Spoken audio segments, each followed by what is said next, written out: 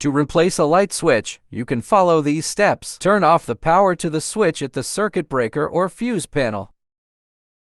Remove the switch plate, unscrew and remove the switch plate cover. Test for power. Use a voltage tester to make sure the circuit is dead. Remove the old switch. Unscrew the switch from the electrical box and pull it out with the wires still attached. Remove the wires. Unscrew the wires from the old switch. If the wires are attached using push-in connectors, use a screwdriver to release them. Connect the new switch. Connect the new switch's wires to the screws in the electrical box. The black wires are usually hot or live, and the white wires are neutral or grounding. Secure the connections. Gently pull each connection to make sure they are secure. Wrap electrical tape around the switch to make the connections even more secure. Replace the switch plate. Screw the switch plate back on. Turn on the power. Turn the power back on at the circuit breaker or fuse panel.